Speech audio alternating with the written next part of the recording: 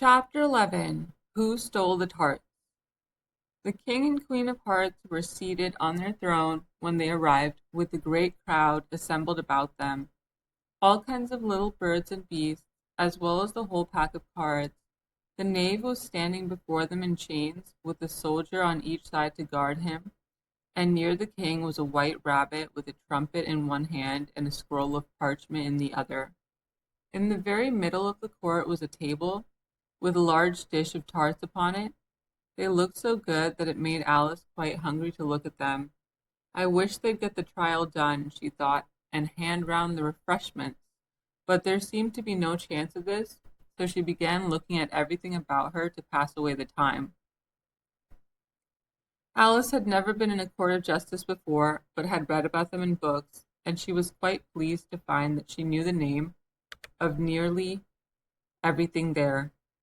That's the judge, she said to herself, because of his great wig.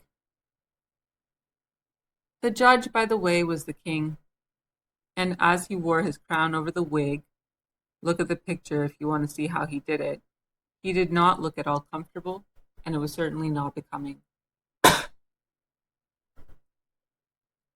And that's the jury box, thought Alice, and those 12 creatures, she was obliged to say creatures, you see, because some of them were animals and some were birds. I suppose they are the jurors. She said this last word 2 or 3 times over to herself, being rather proud of it, for she thought, and rightly too, that very few girls of her age knew the meaning of it all. However, jurymen would have done just as well. The 12 jurors were all writing very busily on slates. What are they doing? Alice whispered to the Gryphon.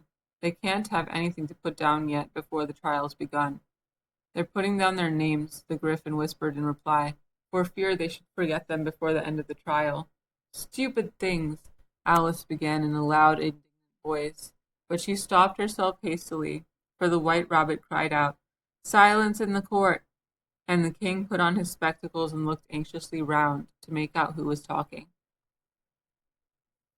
Alice could see, as well as if she were looking over their shoulders, that all the jurors were writing down stupid things on their slates, and she could even make out that one of them didn't know how to spell stupid, and that he had to ask his neighbor to tell him. A nice muddle their slates will be in before the trial's over, thought Alice. One of the jurors had a pencil that squeaked. This, of course, Alice could not stand, and she went round the court and got behind him, and very soon found an opportunity of taking it away. She did it so quickly that the poor little juror, it was Bill the Lizard, could not make out at all what had become of it. So after hunting all about for it, he was obliged to write with one finger for the rest of the day, and this was of very little use, as it left no mark on the slate. Herald, read the accusation, said the king. On this the white rabbit blew 3 blasts on the trumpet, and then unrolled the parchment scroll and read as follows. The queen of hearts, she made some tarts, all on a summer day. The knave of hearts, he stole those tarts and took them quite away. Consider your verdict, the king said to the jury. Not yet, not yet, the rabbit hastily interrupted. There's a great deal to come before that. Call the first witness, said the king, and the white rabbit blew 3 blasts on the trumpet and called out, First witness.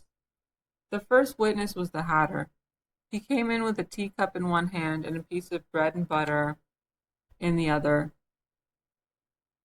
I beg pardon, your majesty, he began, for bringing these in, but I hadn't quite finished my tea when I was sent for. You ought to have finished, said the king. When did you begin?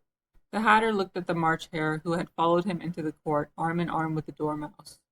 14th of March, I think it was, he said. 15th, said the March Hare. 16th, said the Dormouse.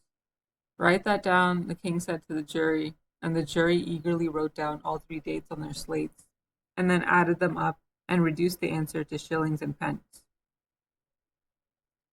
Take off your hat, the king said to the Hatter. It isn't mine, said the Hatter. Stolen, the king exclaimed, turning to the jury, who instantly made a memorandum of the fact. I keep them to sell, the Hatter added as an explanation. I've none of my own. I'm a Hatter.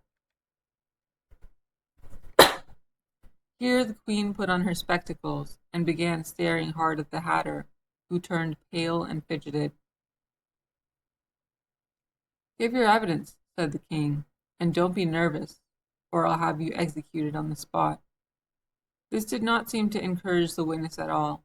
He kept shifting from one foot to the other, looking uneasily at the queen, and in his confusion he bit a large piece out of his teacup instead of the bread and butter.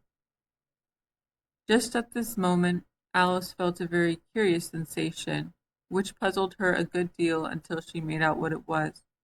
She was beginning to grow larger again, and she thought at first she would get up and leave the court, but on second thoughts she decided to remain where she was as long as there was room for her.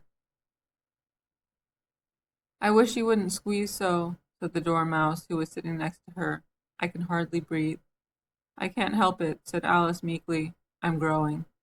"You've no right to grow here," said the Dormouse. "Don't talk nonsense," said Alice more boldly. "You know you're growing too."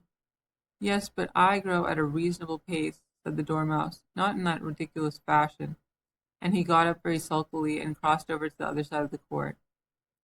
At this time the queen had never left off staring at the hatter, and just as the Dormouse crossed the court, she said to one of the officers of the court, "Bring me the list of singers in the last concert," on which the wretched hatter trembled so that he shook off both his shoes. "Give your evidence," the king repeated angrily, "or I'll have you executed, whether you're nervous or not."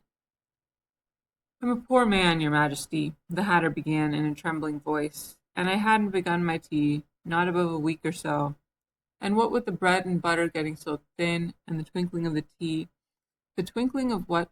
said the king. "It began with the tea," the hatter replied. "Of course twinkling begins with the tea," said the king sharply. "Do you take me for a dunce? Go on." "I'm a poor man," the hatter went on, "and most things twinkled after that. Only the March Hare said—" "I didn't," the March Hare interrupted in a great hurry. "You did," said the hatter. "I deny it," said the March Hare. "He denies it," said the king. "Leave out that part." "Well, at any rate, the Dormouse said," the hatter went on, looking anxiously round to see if he would deny it too. But the Dormouse denied nothing, being fast asleep. "After that," continued the hatter, "I cut some more bread and butter." "But what did the Dormouse say?" one of the jury asked. "That I can't remember," said the hatter. "You must remember," remarked the king, "or I'll have you executed." The miserable hatter dropped his teacup and bread and butter, and went down on one knee. "I'm a poor man, your majesty," he began. "You're a very poor speaker," said the king. Here one of the guinea pigs cheered, and it was immediately suppressed by the officers of the court. As that is rather a hard word, I will just explain to you how it was done.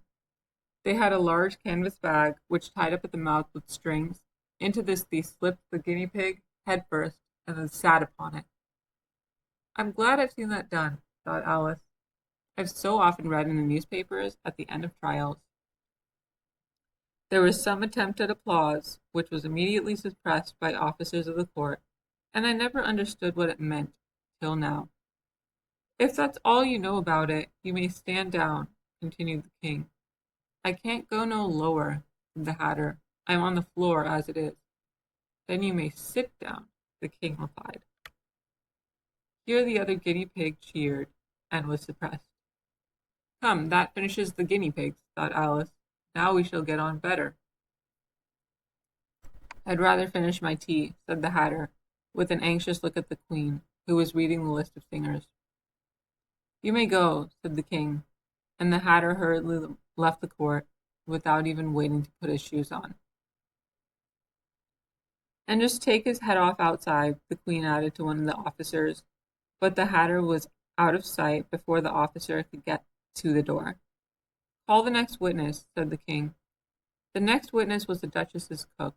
She carried the pepper box in her hand, and Alice guessed who it was, even before she got into the court, by way the people near the door began sneezing all at once. "Give your evidence," said the king. "Shan't," said the cook. The king looked anxiously at the white rabbit, who said in a low voice, Your Majesty must cross-examine this witness. Well, if I must, I must, the king said with a melancholy air, and after folding his arms and frowning at the cook till his eyes were nearly out of sight, he said in a deep voice, "What are tarts made of?" "Pepper mostly," said the cook. "Treacle," said a sleepy voice behind her. "Collar that dormouse," the queen shrieked out. "Behead that dormouse. Turn that dormouse out of court. Suppress him, pinch him, off with his whiskers."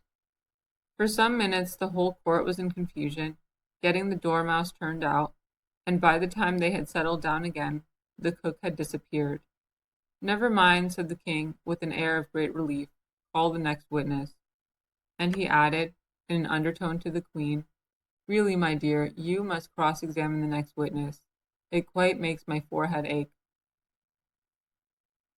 Alice watched the White Rabbit as he fumbled over the list, feeling very curious to see what the next witness would be like. "For they haven't got much evidence yet," she said to herself. Imagine her surprise when the White Rabbit read out, at the top of his shrill little voice, the name Alice.